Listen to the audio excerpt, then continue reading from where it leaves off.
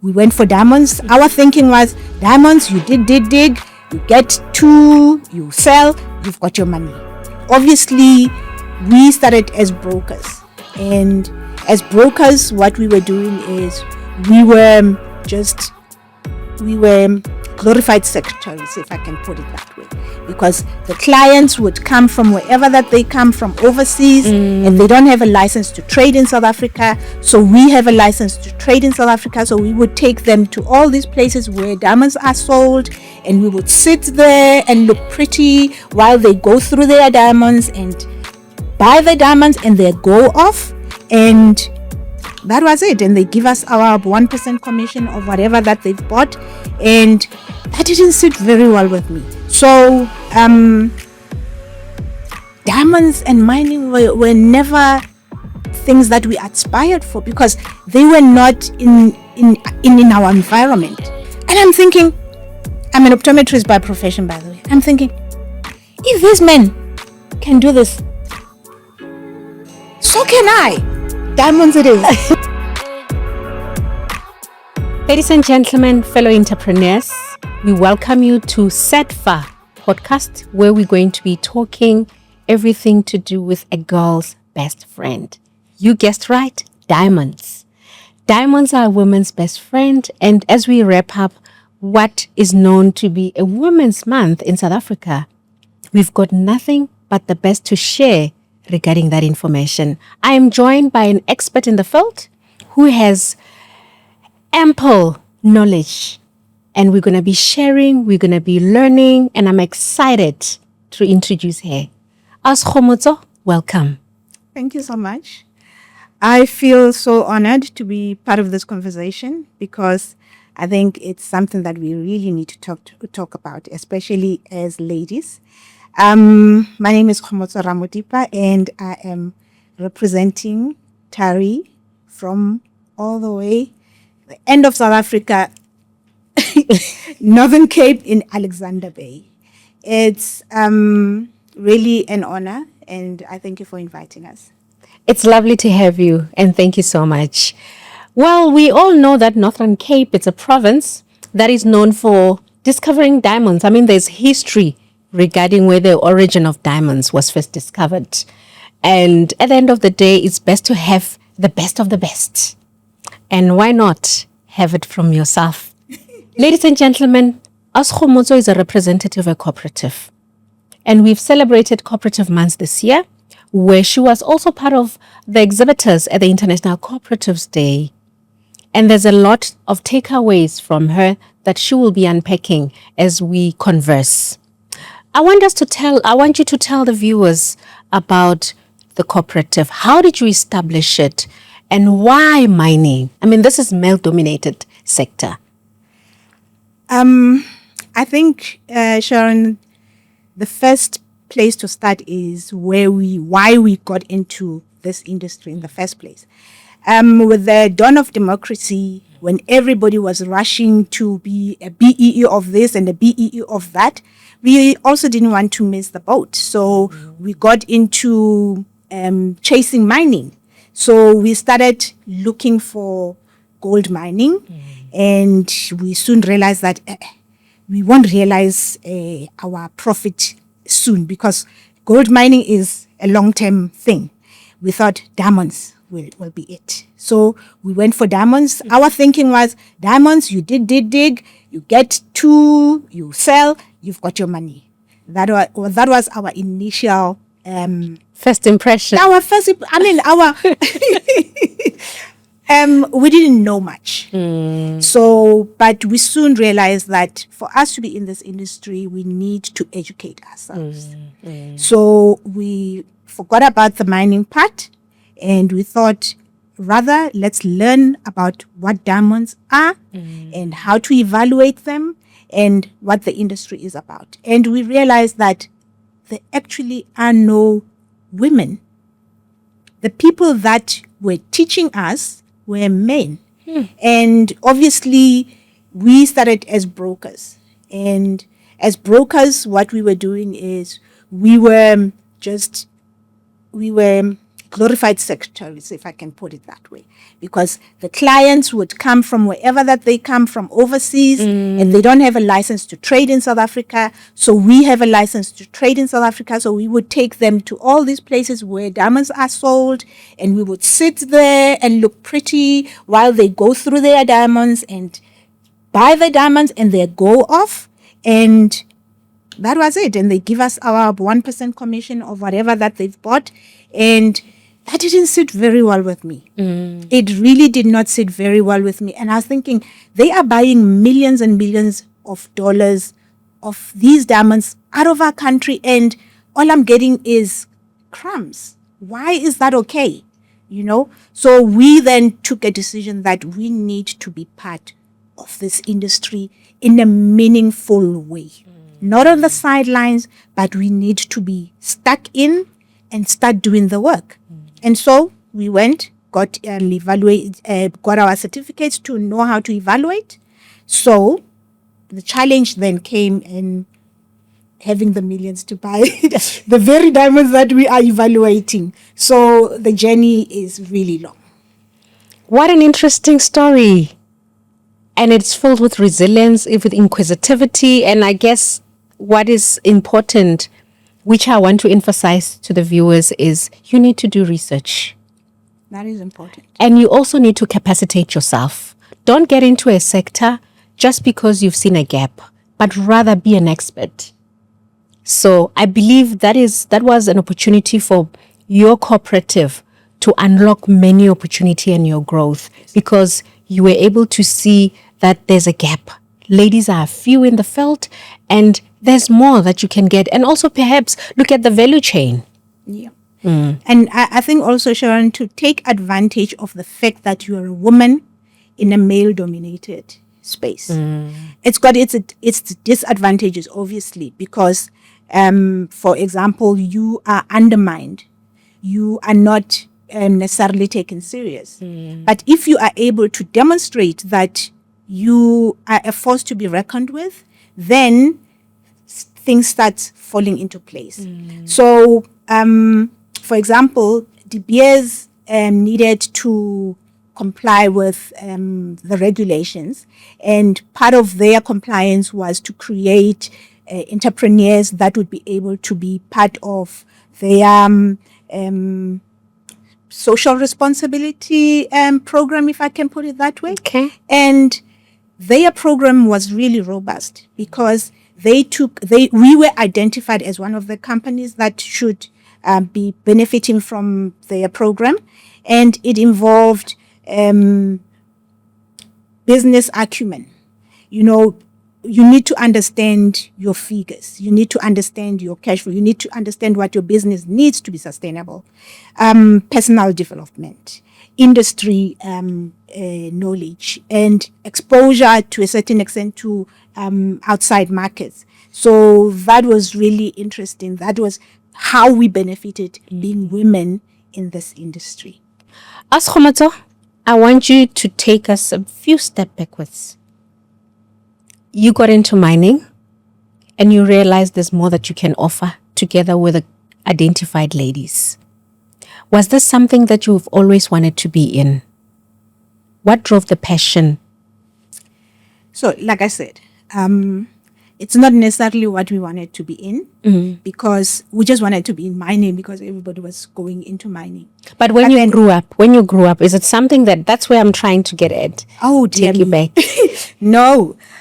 When I grew up, I grew up in Diepkloof in Soweto. Okay. And my mom and dad were entrepreneurs in their own way. My father was an accountant from the Balos, I think, and my mom was a nurse.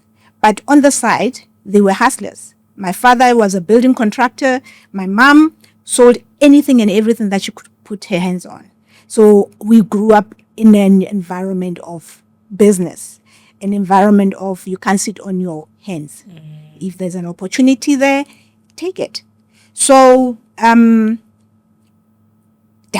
and mining were never things that we aspired for, because they were not in our environment. what we were exposed to was being a lawyer, being a doctor, being a teacher, anything but all these amazing industries. Those were obviously reserved for the privileged few, which at the time were all the white people, were all the ones that were getting all these opportunities. Hence, I was saying that when the dawn of democracy came, Okay. all the doors were opened. And you just ran to the first door that was opened, and the door that was opened was the mining one, because we said we want in there.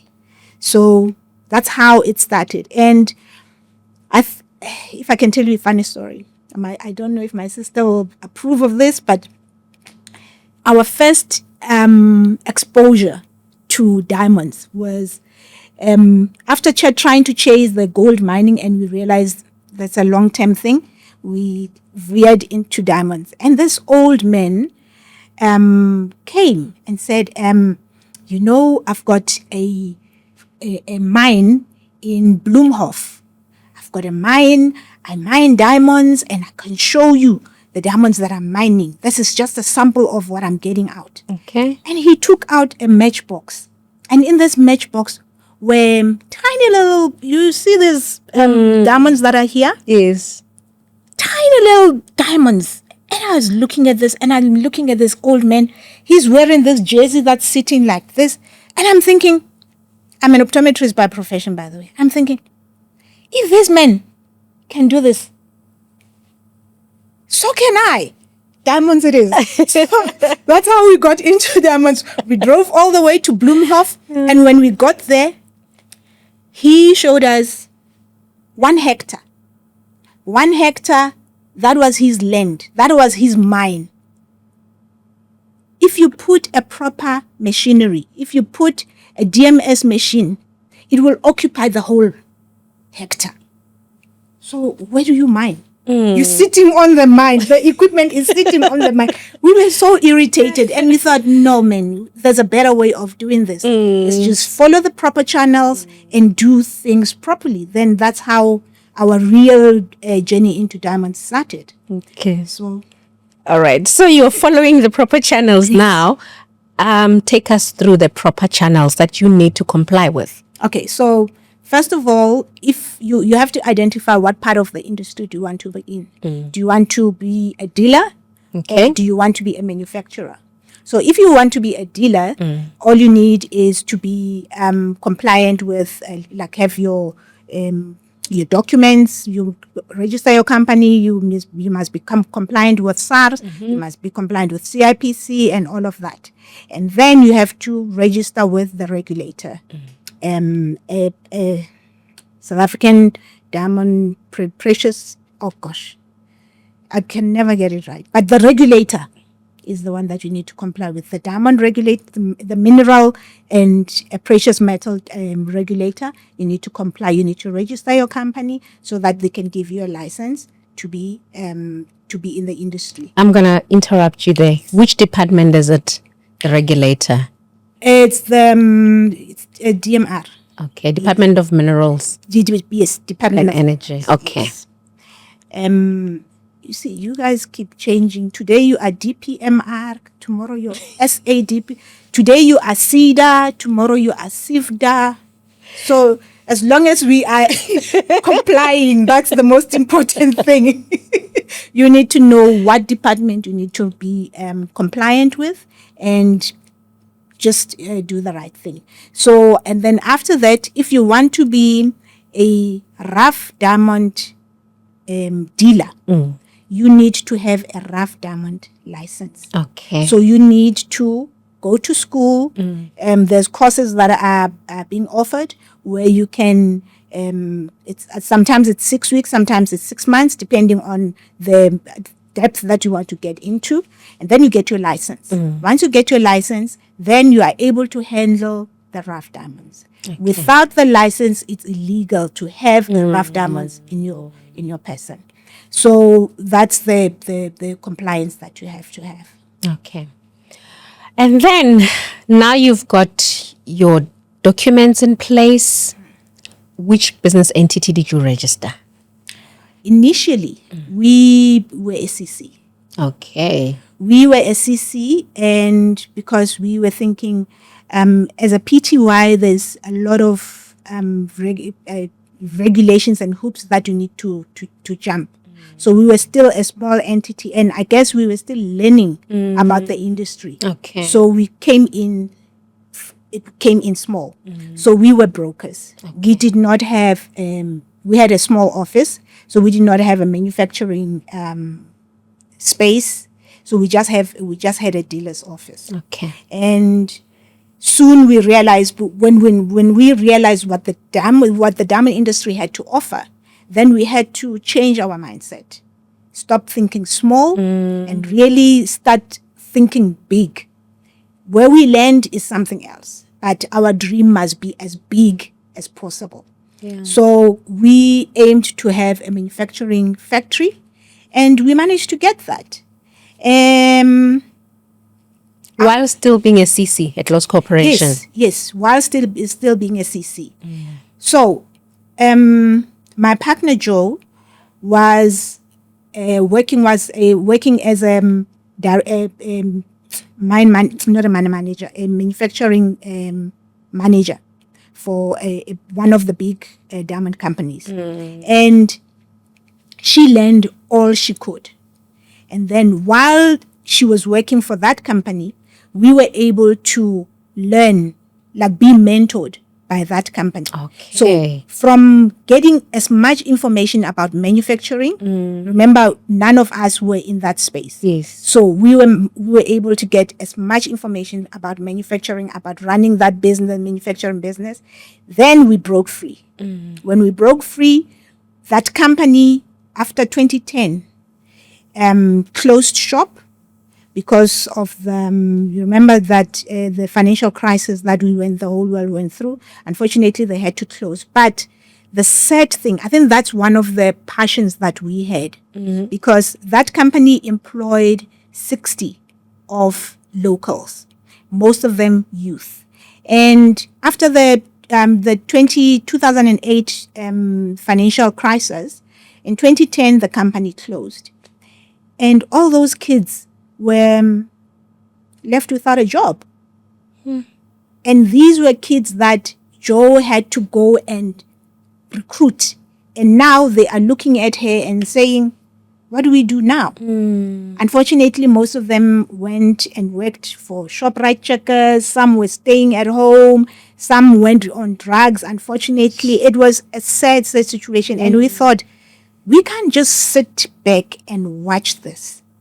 We have a country that produces diamonds. Why can't we be the employers of these kids? Why can't we? Obviously, financial muscle we don't have, but we have to find ways of getting around and employing these kids. So we opened our first our factory then.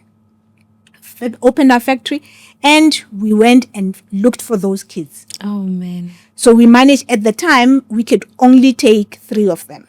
So we took 3 of them, 2 ladies and 1 guy. So our mission was, we want to be a 100% women-owned South African company that is in the diamond manufacturing space that is unheard of. We are black, we are women, and we are in a male-dominated industry. And we want to make sure that we do this thing. It's possible.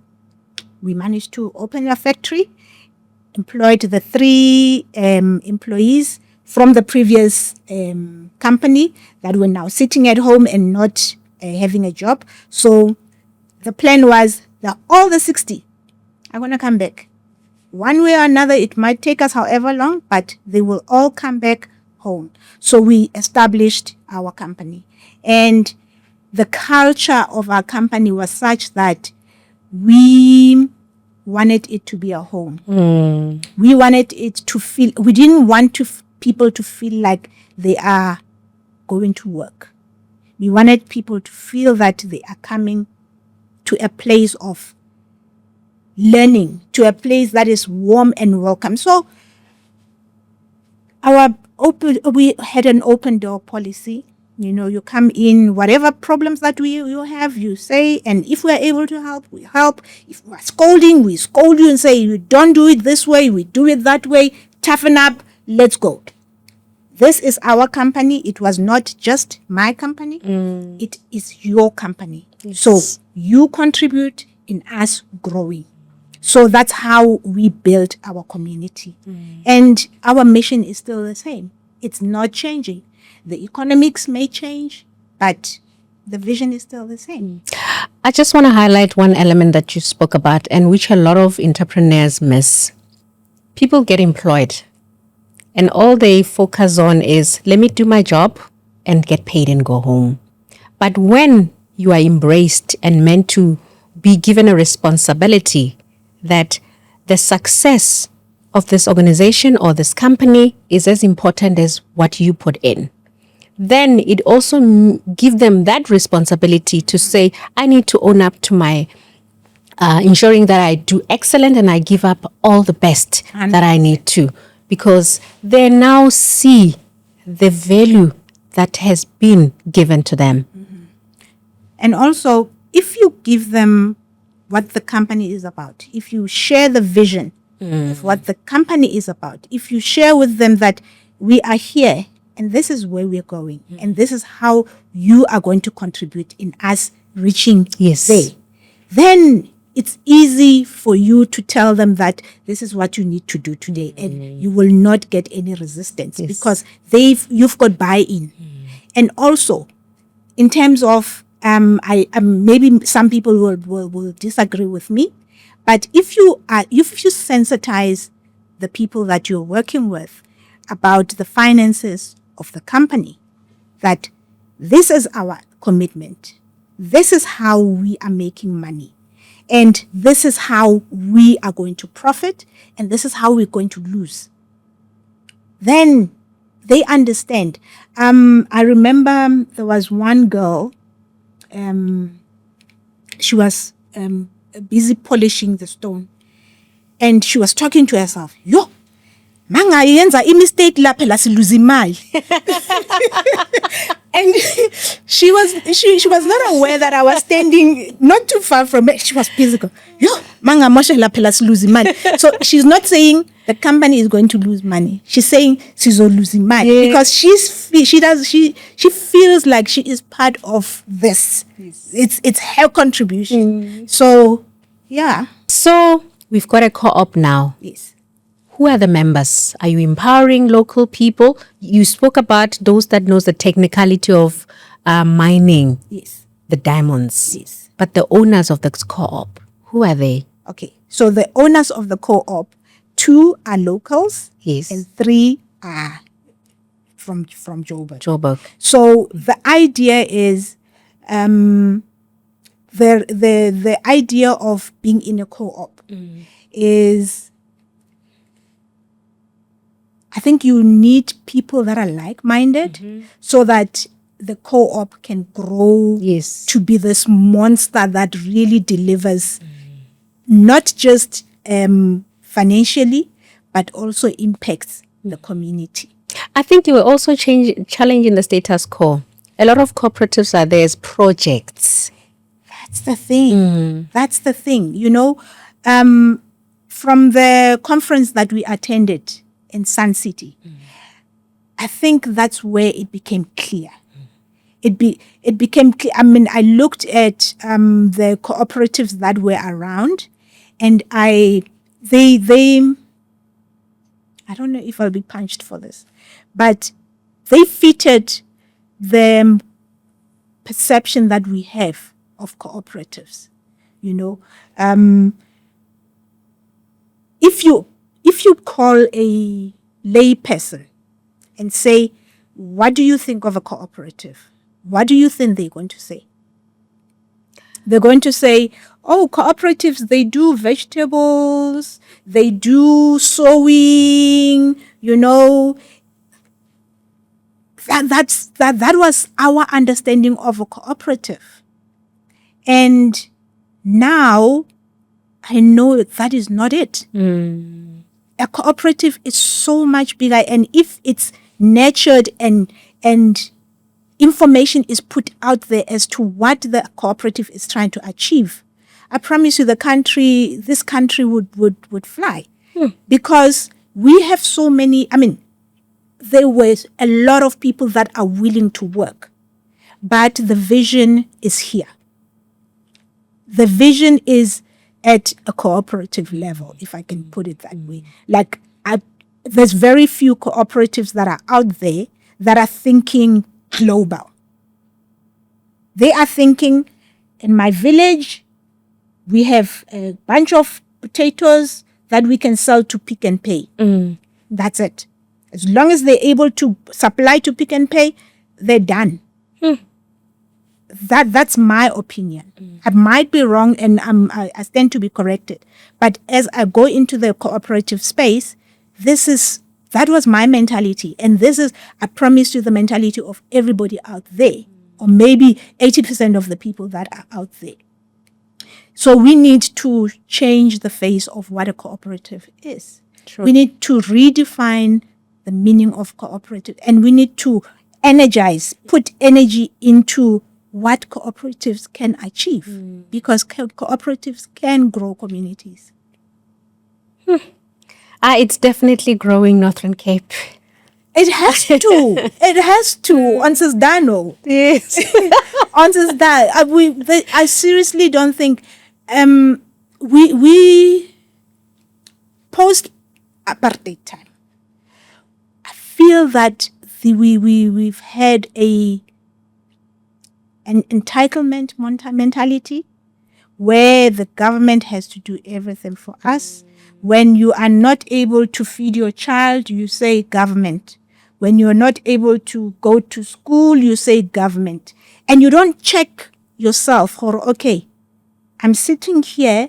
What is it that I'm doing wrong? Why am I not able to do what that guy is doing? You look at it and then you blame everything else but yourself. So I think we need to start changing our mindset. Everything that we need is in here. You have to make the decision that you want to make it. If you don't make it, it doesn't matter what the government throws at you. You will not make it. You'll just take. And when that taking is done, you're back to where you were, begging. So this begging mentality needs to end. If Sedfa gives me a grant, I need to make it go as far as possible and make sure that that grant is, it's a what do you call it? It's a scale. It's a leap. It's pushing me. It's not feeding me. Okay. I must use it as a stepping stone. As a stepping stone for me to go to the next level. If you give me 10 rands, it's a gift. So I need to see, what am I going to do with this 10 rands? And replicate how am I going to grow it? Because that should be the mentality. It's okay, Sedfa is going to give me 100,000. What am I going to do with the 100,000? Okay, I'm going to plant here. And then the rest, I'm going to buy myself this. I'm going to do this. And then that's it. That's not your money. It's the money to try and grow your business so that it's sustainable. Mara, the thing that we don't have is information. The thing that we don't have is training. We need the skills. We need the business skills. We need to understand that as much as you own that business, it needs to grow. It doesn't necessarily belong to you. You need to think of your employees. You need to think of the impact that you have in your community. You need to step outside yourself and think, how do I grow this baby? Sure, yeah, quite a profound. I think it requires everybody to do an introspection. It has to. And then moving along, you've got the cooperative, it's established, it's operating. You are also having collaborations with local residents or citizens in Northern Cape. Where did your journey with Sedfa or SEDA begin? It started in 2024. Okay. So we needed equipment, and we knocked on doors, and Sedfa is the one that believed in what we can do, and we put in an application, and thus far we're still waiting for a response, but we know that Sedfa is going to come through for us. Sedfa going to come through for us. What other interventions did Sedfa assist you with? Well, in registering our cooperative. Okay. Yes. In registering our cooperative, they really held our hands, and they led us through the ropes. And wherever that we met with resistance, they were able to help us. They really, really, really were there for us. And I would not be singing the song of cooperatives if I did not believe and see the help that is out there. Okay, all right. Resources are out there. We just need the information, like I said. Information needs to be available so that people can know that it's possible for them to grow their companies. Also exposure to attend the international cooperative. Oh my God. That for me, because that was our first conference. And we thought we're just going to go there for exhibiting and that's that. But we were pleasantly surprised that we were part of the conference. And it was very informative. It was really very informative. And the takeout for me is that cooperatives build communities, and we just need to know what they are and implement. Okay, lovely. You've mentioned that you've applied for Sedfa to assist with equipment. I definitely believe that you are on the right map. It is really important to emphasize that as much as Sedfa is making inroads in assisting and capacitating cooperatives and other business entities, the support doesn't solely only end with the applications of equipments and machinery. You alluded nicely that you were given opportunity to go and exhibit and attend the International Cooperatives Day. You also indicated that you are waiting for the application for sheet rates. So that's another intervention that is ongoing. We pride ourselves as an organization that says we are in a journey. We're not here for a quick destination. We're going to handhold you together with the rest of the entrepreneurs. Remember the famous phrase, a Rome was not built in one day. Yes. So as much as we are here to walk the journey with you, there's also other avenues that will also open up to you to say whether our expertise are limited, there are other stakeholders within the ecosystem that will also be able to make sure that you achieve certain objectives as well as goals that you want to achieve as a cooperative. I'm glad that it's a female cooperative and it's a business that is empowering local economy within the Northern Cape as well as Gauteng because of the dynamics that you were able to bring with different business entities. Now let's get to market. How are you surviving? I mean, you started way back. What made you be still in business and still growing, being very creative?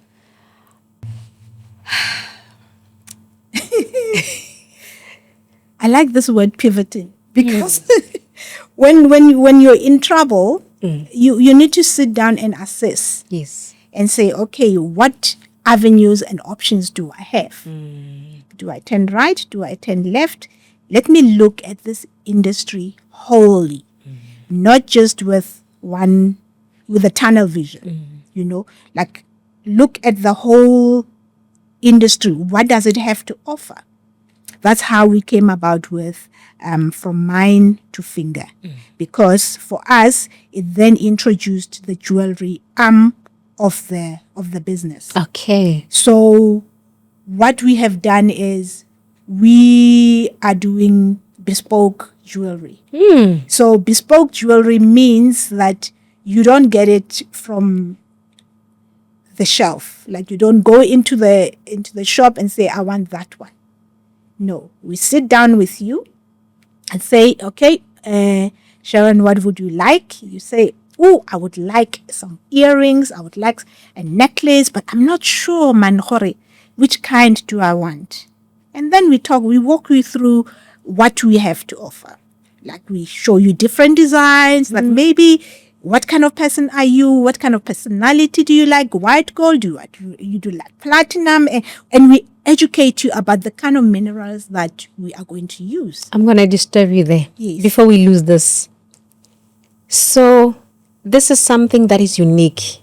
You can never find it anywhere else. Yes. It's mine and it's mine alone. It's Yes. unique like my fingerprint. Yes, and you are part of designing it. Wow. Because if we say,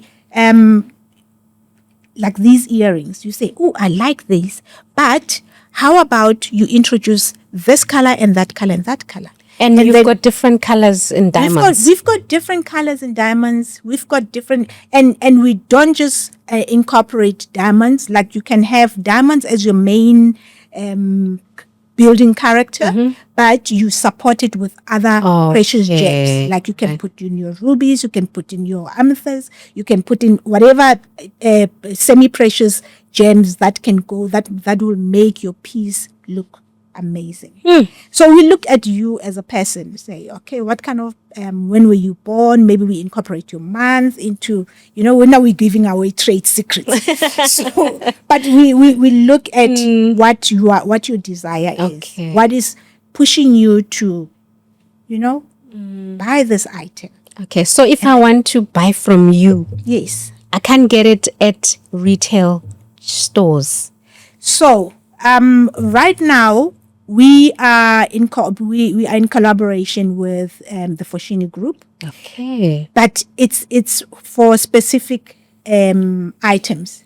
So right now the relationship is there, but because of how the economics are right now, we have not been able. We've delivered an item. It's called the Ocean Flower. Okay. So it's a range of jewelry.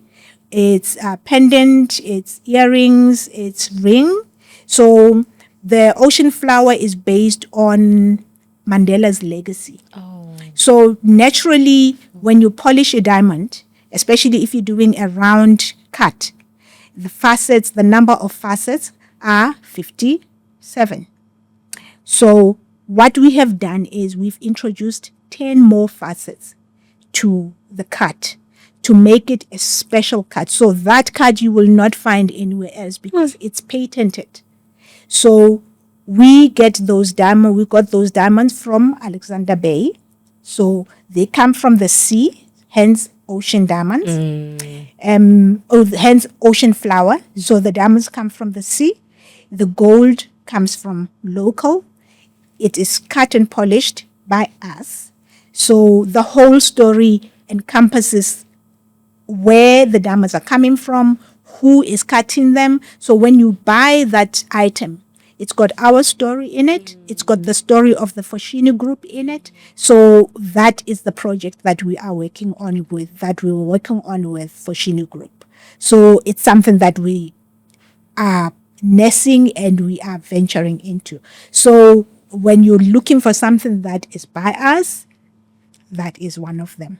But you are free to call us and say, hey, I'm getting married, or it's my birthday, or I just got my license, whatever achievement that you want to thank yourself for. We are there for you.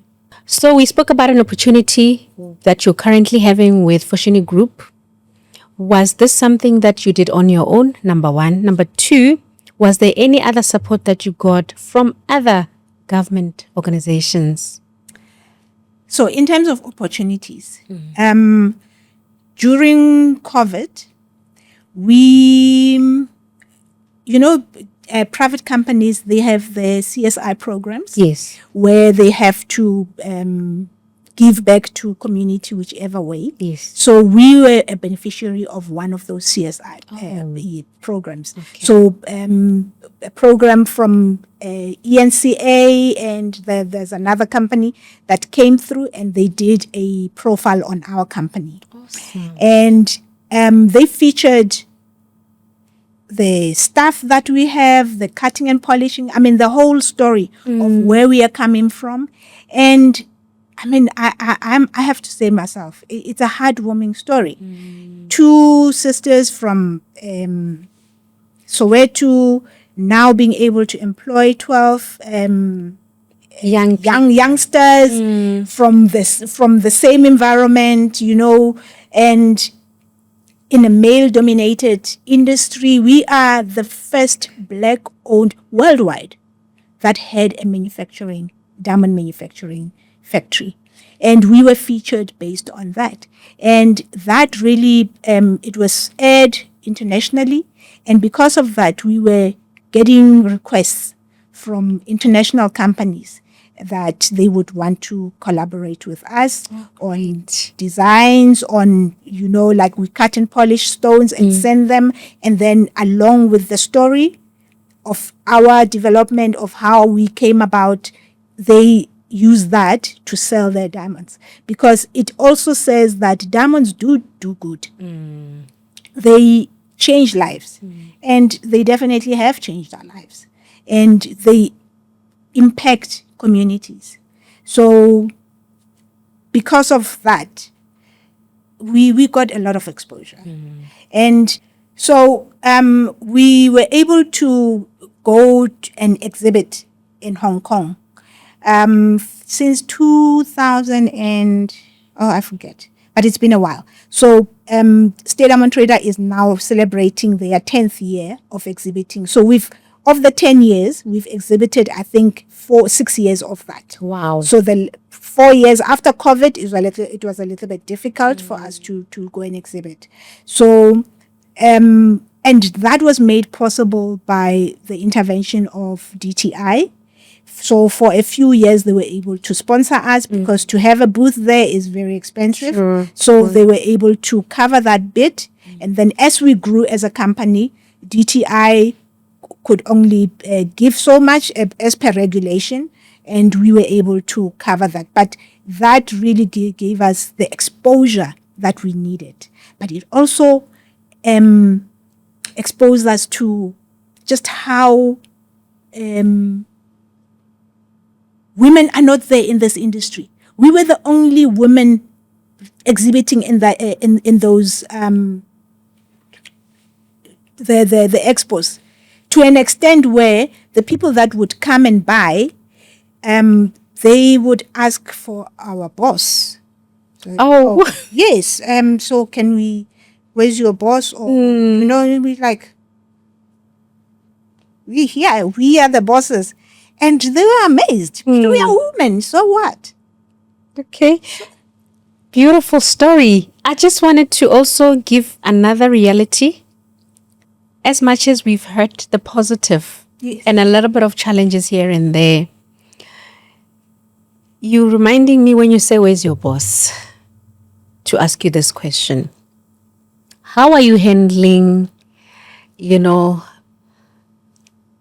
questions such as diamond smuggling, black markets? How do you deal with that? I am yet to meet a person who's been in the diamond industry who has not been exposed to that. And when you are starting in the industry, before you know the ins and outs of the industry, we call it school fees. There's a level of school fees that you have to pay. True. Where you get robbed, or you get knocked, or you get sold things that are not real. And you have to go through that phase. We went through that phase. We were phoned by some woman who says they're from Lesotho, they've got patro, and but they've got a license and whatnot. So we have a license. The first thing we ask, do you have a license? Yes, I have a license. Okay, we have a license, so this is a legal deal. And then you get there, and then the patro is not a patro, it's a botolo, and it's, so you need to set parameters. You need to learn that you deal in a legal office, in a protected environment, that you are not taken advantage of. And you also you have to know your product. You have to set boundaries of how you do your business. So, but you can only learn that after being burned. Okay. And I believe that your expertise and experience in being an evaluator of the different stones of diamonds came in handy because you were able to determine that this is not the real path. Yes. Okay. And then how do people get hold of you? Do you have a website? Are you on social media? Is there, an online brochure or something like that? Online brochure, no, because we do bespoke. Okay. So we do custom-made jewelry. And in terms of getting hold of us, we have an Instagram page. It's Kwame Diamonds. Okay. And our website is still under construction, courtesy of Sedfa. So we're still working on that. We're still All right. remodeling it so that it's got the look and feel of how we want it to be. Okay. Yes. Awesome.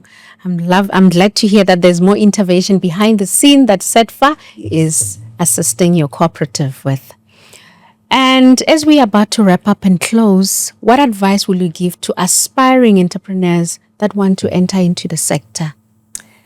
I would say, first of all, you need to believe in yourself, believe in the vision that you have, and know your why. Why are you doing this? If you have a strong why, it doesn't matter what challenges you face, as long as you know why you are doing it, then you will definitely win. And educate yourself. Educate yourself in the industry that you're in. Make sure that you're compliant and don't be shy to ask for help. As we close the podcast, I just want to leave you with this. Behind every successful woman, there's a tribe of successful women behind her. This anchors rightly with a cooperative model as well as values. Ladies and gentlemen, we wish you nothing but the best.